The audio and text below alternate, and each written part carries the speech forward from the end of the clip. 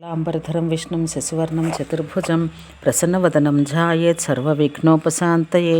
పరస్పరాంతరంతో ఉత్తరోత్తరం పాదవృద్ధి గల శివలింగంన లక్ష్మదేహ విస్తారం ఒక్కొక్క యవ పెరుగుతూ పోవాలి. లోతు వెడల్పులు పెరుగుటను అనుసరించి రేఖ 3వ వంతు పెరుగుతూ ఉండును. అన్ని శివలింగములందును దానిపై భాగమే దాని సూక్ష్మశిరము చిహ్నక్షేత్రం 8 భాగములు చేసి 2 భాగముల శిరస్సునందు ఉండనట్లు చెయ్యాలి. మిగిలిన 6 భాగాల్లో కింది 2 భాగాలు విడిచి మధ్యయందు మిగిలిన భాగములందు 3 రేఖలు గీసి వాటిని పృష్ఠదేశమునకు తీసుకొని వెళ్ళి విడవవలెను. రత్నమయ లింగములైతే లక్షణోద్ధారం ఆవశ్యకం కాదు. భూమి నుండి స్వతహా ఆవిర్భవించిన లింగాలకు కానీ నర్మదాది నదులందు ఉద్భవించిన లింగములకు కానీ లక్ష్మోద్ధారం అపేక్షితం కాదు. రత్నమయ లింగముల రత్నములందున్న నిర్మల కాంతియే వాటి స్వరూపానికి లక్షణం. ముఖభాగమందు నేత్రోన్మీలనం ఆవశ్యకం. అందు నిమిత్తమే ఈ చిహ్నం నిర్మించబడుచున్నది. లక్షణోద్ధార రేఖను మృత్యుంజయ మంత్రంతో ఘృత మధువులతో పూజించి శిల్పి దోష పరిహారార్థమై మృత్తిగాది స్నానం చేయించి లింగమును పూజించాలి. పిదప దానమానాదులతో శిల్పిని సంతోషపెట్టి గురువుకు గోవునియ్యాలి. సౌభాగ్యవతులకు స్త్రీలు ధూపదీపాలతో లింగానికి విశేష పూజలు చేసి మంగళగీతాలను గానం చెయ్యాలి. సవ్యాపసవ్య భావంతో కుశంతో కానీ సూత్రంతో కానీ స్పర్శపూర్వకంగా గోరోచనం సమర్పించాలి. పిదప యజమానుడు బెల్లము, ఉప్పు, ధాన్యాకము మొదలైనవి ఇచ్చి ఆ స్త్రీలను పంపివేయాలి.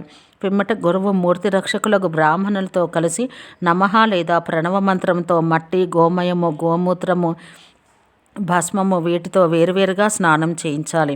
ఒక్కొక్క దానితో స్నానం చేయించిన పిదప మధ్యయందు జలముతో స్నానం చేయించాలి.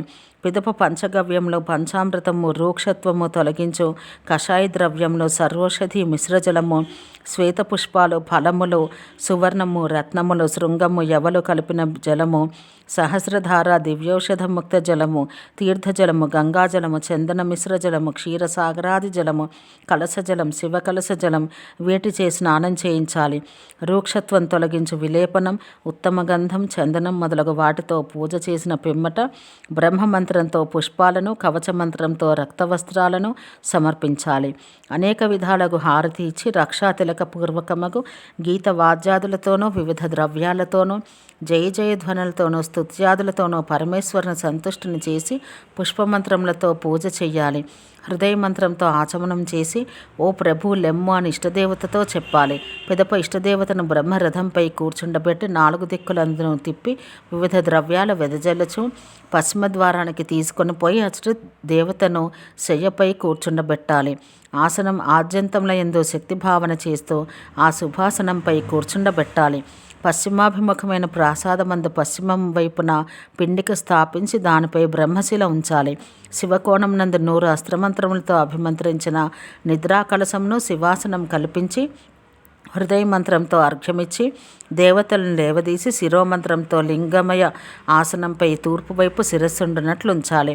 పిదప చందన ధూపాదులు సమర్పించి దేవుని పూజించి కవచమంత్రంతో వస్త్రం సమర్పించి గృహోపకరణాదులు అర్పించి శక్తి అనుసారం నమస్కారపూర్వకంగా నైవేద్యం నివేదించాలి. అభ్యంగం కొరకై ఘృత మధుయుక్తమగు పాత్రను దేవతాపాద సమీపాన ఉంచాలి. ఆచార్యుడు శక్తి మొదలు భూమి వరకు ఉన్న 36 తత్వాలు తదధిపతి సహితంగా స్థాపించి వాటిని పుష్పమాలలతో 3 భాగాలుగా విభజించాలి. ఇది మాయ మొదలు శక్తి పర్యంతమైన భాగములు. మొదటిది చతుష్కోణం, రెండోది అష్టకోణం, మూడోది వర్తులాకారం. సృష్టి క్రమానుసారం ఈ భాగాలకు బ్రహ్మ విష్ణు శివుల అధిపతులు. పిదప పూర్వాది క్రమాన మూర్తులను మూర్తీశ్వరులను న్యాసం చెయ్యాలి. పృథివీ, అగ్ని యజమానుడు, సూర్యుడు, జలము, వాయువు, చంద్రుడు, ఆకాశము ఈ 8 మూర్తి రూపంలో. వీరి న్యాసం చేసిన పిమ్మట అధిపతుల న్యాసం చెయ్యాలి. సర్వ ఉగ్ర రుద్ర భవ ఈశ్వర మహాదేవ భీముల అధిపతులు. లం రం సం ఖం చం పం సం హం అనేవి వీరి మంత్రాలు. మాతృక ప్రణవహాములు కానీ హృదయ మంత్రములు కానీ మూలమంత్రములు కానీ వీరి పూజకై వినియోగించబడును. లేదా పంచకుండాత్మక యాగం నందు పృథ్వీ, జల, తేజో, వాయు, ఆకాశములనే పంచమూర్తుల న్యాసం చెయ్యాలి.